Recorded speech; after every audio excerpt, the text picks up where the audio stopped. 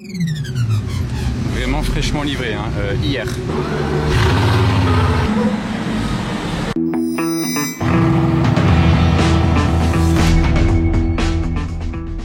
Hello everybody, this is Pippo. Non, hey guys, I'm Shmi. Bon, on a retrouvé l'ami Shmi qui est là pour le Top Mark Monaco. Tu veux nous dire un tout petit mot en français, s'il te plaît, pour saluer tout le monde? Je ne veux pas parler plus beaucoup de français, un petit. Ok, parfait. Bon, en tout cas, il est avec sa 12 cylindrique que je vous afficherai juste après. Je l'ai filmé passer, elle est magnifique. Et maintenant, on va le laisser profiter de Monaco et du beau temps à Monaco. T'es là où il fait beau, c'est bien. There is a nice weather. It's beautiful. Très belle aujourd'hui. Nice. Thank you so much and see you later. Cheers. Cheers. Alors, qu'est-ce qu'on a ici maintenant sur la route? Wow, l'aileron. Je t'ai pas pris l'aileron. Là-bas, d'ailleurs, j'ai loupé une Speedster. Wow, c'est la Aventador Hamann. À l'ancienne, à l'époque, au Top Mark Monaco, il y avait eu la présentation de cette Aventador Hamann. Et elle avait été vendue à quelqu'un de Monaco. Et du coup, elle était restée des années à Monaco. Mais c'est pas celle-ci parce qu'elle avait l'intérieur vert, sauf si l'intérieur a été refait, je sais pas. Sinon, l'extérieur était pareil. À l'ancienne.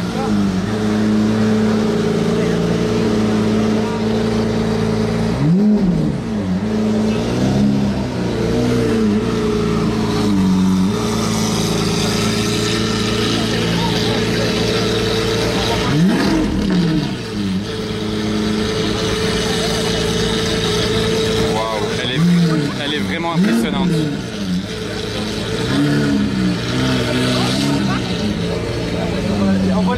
Oh, le monde qu'il y a d'ailleurs de chaque côté de la route là, c'est impressionnant aussi ça. Ouais, elle fait un bruit la Aventador, elle se fait arrêter par la police.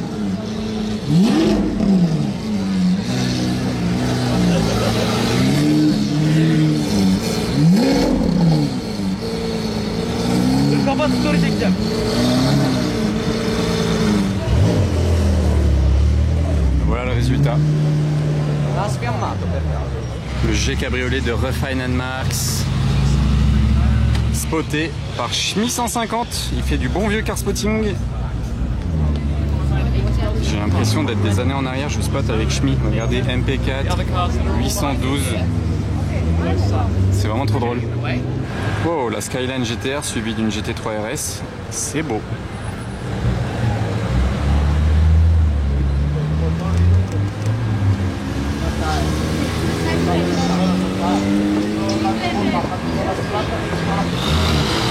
M.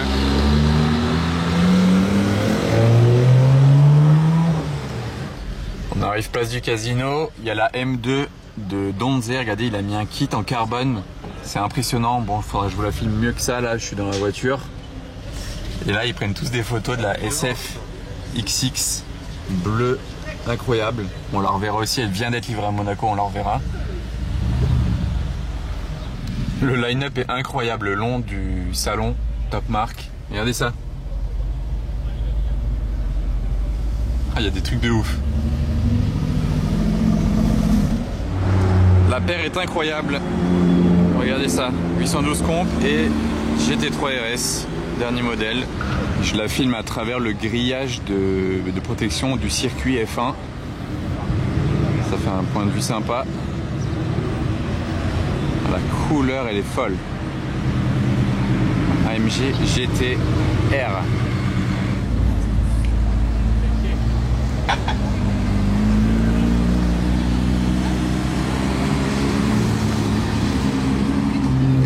Alors là, c'est la plus belle 12 cylindrique que j'ai vue de ma vie. Et elle n'appartient pas à n'importe qui. Regardez ce qu'il y a écrit sur sa plaque. C'est celle de Shmi 150. C'est grâce à lui que je me suis lancé sur YouTube. Si vous regardez mes vidéos aujourd'hui, c'est grâce à lui.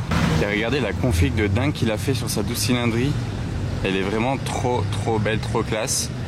Et ouais, donc j'étais en train de dire, quand je me suis lancé sur YouTube en 2008, je regardais déjà ses vidéos sur YouTube qu'il faisait à Londres. Il faisait du car spotting à Londres. Et après coup, j'ai eu la chance de le rencontrer, de le connaître, de devenir ami avec lui. Et voilà, la boucle est bouclée. Salut à toi. Ultraviolet. Et on dirait qu'elle a une ligne d'échappement parce qu'elle sonne bien.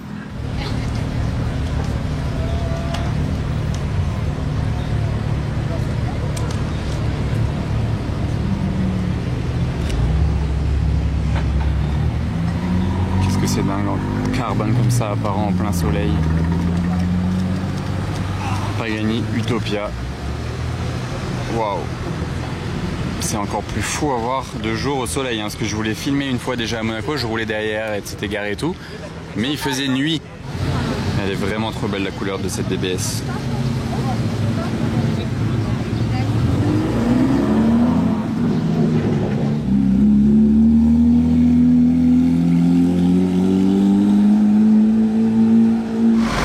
Alors lui, regardez tout ce qu'il a mis sur sa voiture. C'est incroyable. Il a fait un truc original. Bisous les rageux. Ah, l'autre aussi derrière, j'avais même pas vu. Ah oui, d'accord, le Range SVR également. RSQ8 Mansory. Avec le soleil qui tape dessus, le carbone apparent, l'intérieur jaune. C'est impressionnant à voir.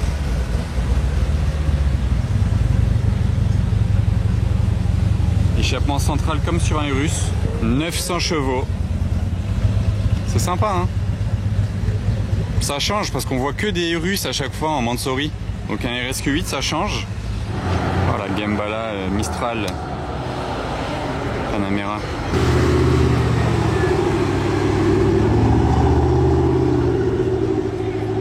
C'est un délire. Et la plaque d'immatriculation elle est folle, elle va trop bien à la voiture. Hop, le petit salut des abonnés. Vous verrez dans la vidéo.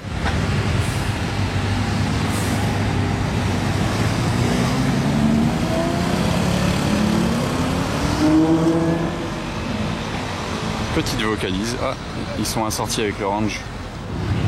Belle couleur sur celle-ci, tiens. Magnifique avec les jantes grises par contre. Oh, je l'avais oublié elle, je suis pas retourné la voir. Ah, super à travers les barrières. Bon c'est pas grave, je vais vous faire un beau point de vue, il y a lui dessus. La SF qui se prend les bouchons on va dire donc vraiment fraîchement livré hein, hier. Alors vous pensez quoi de sa config? Franchement j'adore, c'est hyper original. Regardez il y a écrit Ferrari sur l'aileron. Peut-être juste les jantes dorées c'est à réfléchir. Mais sinon le reste vraiment sympa. Donnez-moi votre avis sur sa config, c'est original hein, déjà. Dès que c'est original, déjà ça me plaît. Parce que voir une Ferrari rouge à Monaco, c'est banal, mais dans ces configurations, ça l'est moins quand même. Donc c'est cool. Et je me retourne, regardez là, tout ce qui arrive, Mustang. Là, il y a une C63 recouverte de diamants Swarovski et Aston Vantage F1 juste derrière. Ah, ça brille, ça brille. Dommage les gens qui sont pas... Ouais, pas très bon. Et M4, M2. Oh, la petite plaque sympa et la config qui va bien également. Et une pista ici. Regardez la petite plaque suisse. Regardez ce convoi insolent de luxe. Oh, vous voulez rire, c'est pas souvent que je passe ici à pied donc je vous le montre. Là il y a un supermarché et il y a un voiturier à ce supermarché. Regardez par exemple il y a quelqu'un qui fait les courses en puro sangue. Et des fois il peut y avoir des trucs de fou, voilà lui c'est le voiturier. Et des fois il peut y avoir Aston Zagato, même je me demande s'il n'y a pas déjà eu une il y a déjà une Bugatti Veyron je crois. Voilà, un voiturier au supermarché ici dans Monaco. Je viens d'avancer parce que je continue ma marche, je vais dans un endroit bien précis, hein. Vous allez voir ça juste après. Et je me suis rendu compte que c'est pas le puro sangue de n'importe qui. Donc regardez la plaque d'immatriculation 55P. C'est celui de Carlos Sainz, le pilote de F1. Donc là, vous faites vos courses, vous croisez Sainz au rayon fruits et légumes et il y a son puro sangue devant. Et voilà, je suis arrivé pile au bon moment à l'endroit que je voulais vous montrer. Devant la concession MCC.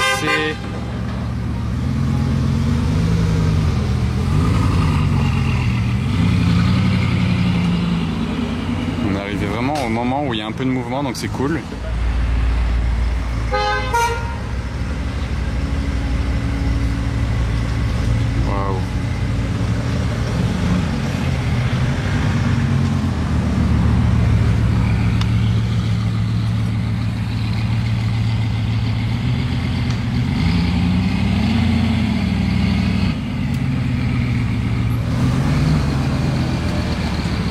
Juste avant de la couper, il l'a mis en race mode. Regardez comme elle est à ras du sol. Je suis choqué. Moi, je suis totalement sur la route, mais elle est sur le sol, la voiture. Donc elle s'est rabaissée à l'avant et à l'arrière.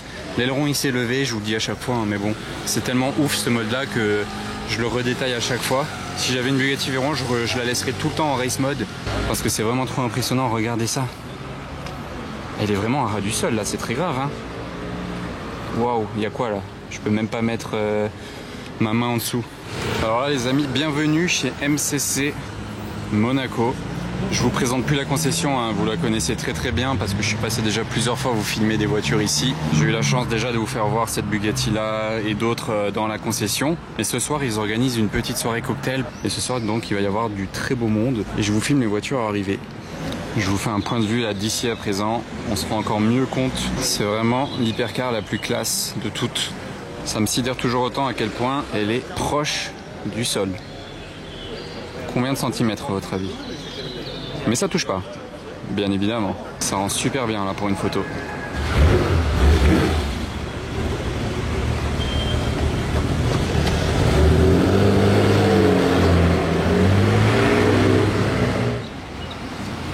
Violent ça.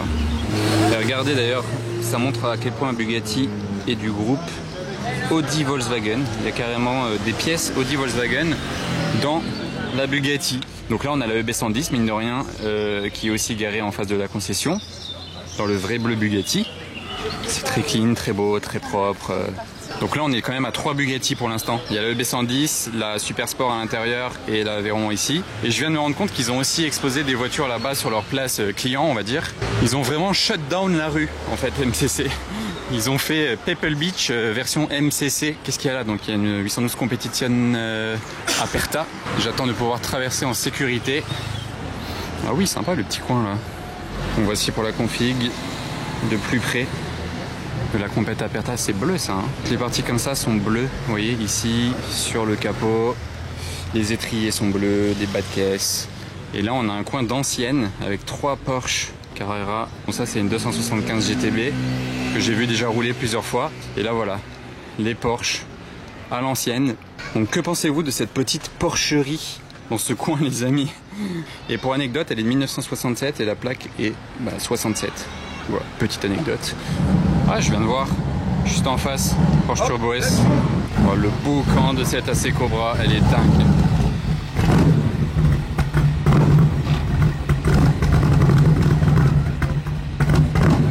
Waouh.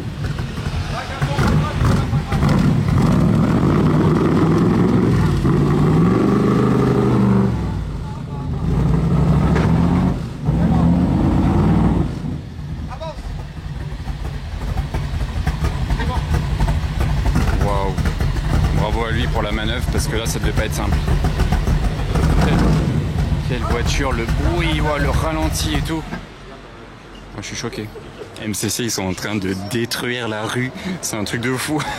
Je suis pas déçu. Regardez là le plan avec les deux Bugatti. Bon il y a quelqu'un au milieu devant la Veyron mais regardez le plan. J'ai entendu un V10 arriver les amis, préparez-vous bien.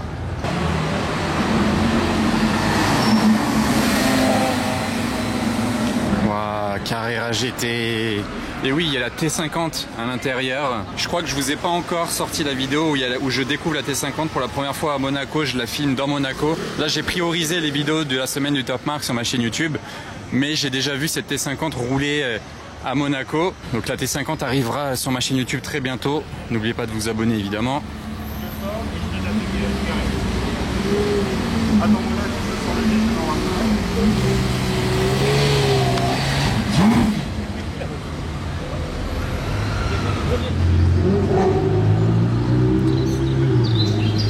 Pista qui passe par ici et là-bas ça garde la Carrera GT en créneau. Ils auraient dû la mettre devant cette Porsche là, plutôt très jolie cette Porsche Turbo aussi. Hein. Ça fait aussi partie de l'événement. Par contre ce Classe G il est à eux aussi, il est sublime. Regardez la couleur et les jantes. Il est trop beau. Après on aime ou on n'aime pas, je vous l'accorde, mais moi je trouve ça stylé. Créneau parfait. Bon là les amis, j'ai une très belle anecdote par MCC à vous partager. Donc ça c'est une Porsche 930 Turbo. Mais c'est pas n'importe quelle Porsche 930 Turbo, c'est la première Porsche 930 Turbo de l'histoire. C'est-à-dire que quand la voiture a été présentée, je crois en 1970 environ, c'était par là, à Paris dans un salon. Ils ont présenté la voiture sur un stand. C'était celle-ci qui est actuellement devant nous. C'était vraiment celle-là. Genre si vous regardez des photos sur internet de la présentation de la Porsche 930 Turbo à l'époque, c'est cette voiture qui y était et elle est là devant nous. Donc c'est vraiment une voiture qui a marqué l'histoire de Porsche. Et je viens aussi de remarquer là le petit coffre avec le bagage fait pour la voiture. Regardez, T50 châssis numéro 27. C'est carrément le châssis de la voiture sur le bagage, tout dans le détail. J'étais pas prêt.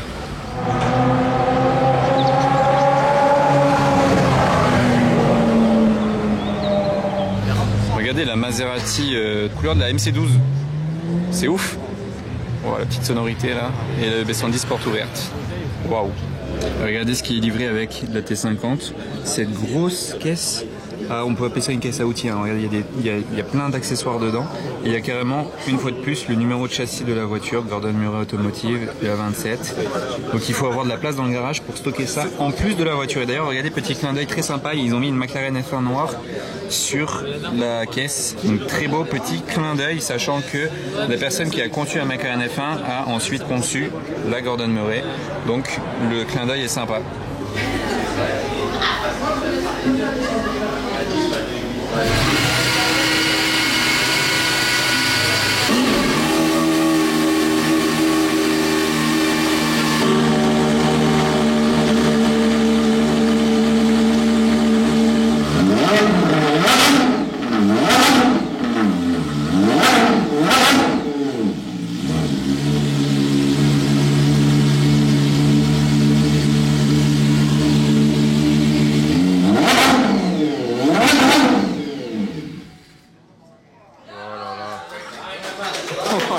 J'ai eu mal aux oreilles. Il m'a explosé les oreilles, ça faisait longtemps que j'avais pas eu mal à cause d'une voiture. Vous voyez la position centrale, la boîte de vitesse mécanique et le compteur. Regardez à combien de tours minute il va le compteur. Attention, regardez. Je sais pas si j'arrive à... Non, j'y arrive même pas, je vais faire le tour. J'arrive même pas à arriver au bout tellement ça va loin. Et là le moteur V12, vous voyez, GMA V12. GMA c'est Gordon Murray Automotive. Oh, c'est vraiment impressionnant, du carbone de partout. Le petit bagage ici, assez profond. Il y a pas, je croyais qu'il y avait qu'un petit bagage, mais non, c'est quand même assez profond. C'est facile de monter en passager, mais monter au volant, c'est plus compliqué. Et c'est mieux de le faire de l'autre côté, vu que là, il y a la boîte de vitesse et tout ça. Là, ici, qu'est-ce qu'il y a d'ailleurs? Pour les fenêtres. Et pour démarrer la voiture, c'est ici, d'ailleurs. Waouh, je suis choqué là du bruit qu'elle vient de faire, numéro 27. J'espère que vous kiffez ce contenu exclusif, les amis. Merci à MCC de m'avoir accueilli d'ailleurs. Bon, alors jusque combien de tours minute? 13 000. Et magie. La clé, attendez, je mets la lumière un peu, voilà. La clé, je ne savais même pas qu'elle ressemblait à ça, la clé de la voiture. Donc là, il y a les portes pour tout ouvrir et là, fermer. Et il y a aussi marqué le numéro de châssis sur la clé. Et là, regardez la liste que vous avez. C'est l'histoire de Gordon Murray en course.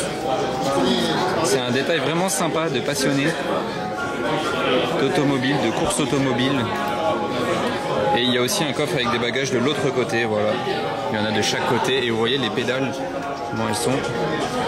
C'est ouf d'avoir accès à cette voiture, sachant qu'il n'y en a que 100 dans le monde. Bon les amis, il y a la cousine de la Bugatti, enfin des Bugatti qui arrivent ici, Rimac Nevera.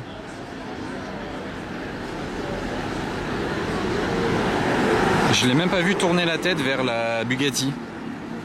Rien à faire. Ça c'est la Bugatti électrique, on peut l'appeler comme ça. C'est aussi puissant.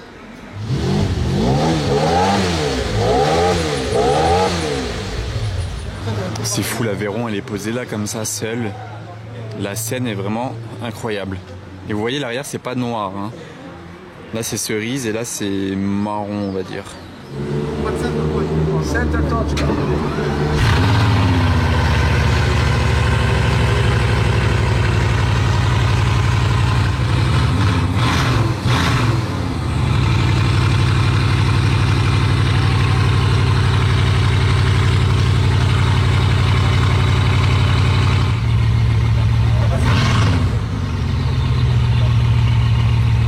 C'était vraiment trop fou. Là j'en profite pour vous montrer l'intérieur de la EB110. Et je vais terminer mon passage chez MCC sur la EB110 et retourner voir ce qui se passe dans Monaco, dans les coins un peu plus peuplés. Mais ça fait plaisir d'entendre un W16 rugir un peu. C'est pas tous les jours que ça arrive. Il n'y a qu'à Monaco où vous allez laisser une EB110 ouverte comme ça toute la soirée.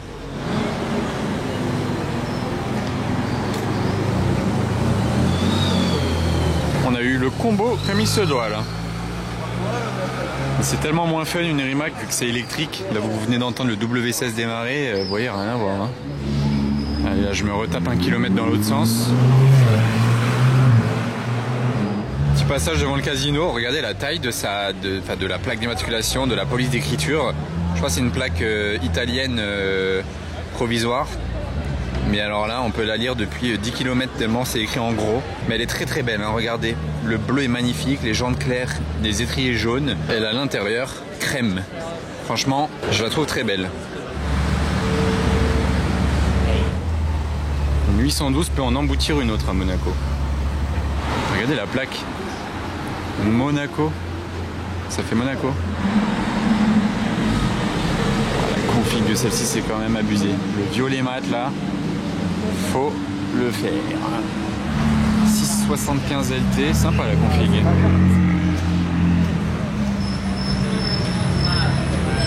Le line-up du Fairmont est pas si mal ce soir. Incroyable cette M5 E60 avec des jantes Arge. Ça c'est vraiment le V10 à l'ancienne par excellence. Comme elle est basse. Enfin bon là elle est sur un trottoir aussi, ça aide à la rendre basse. Waouh.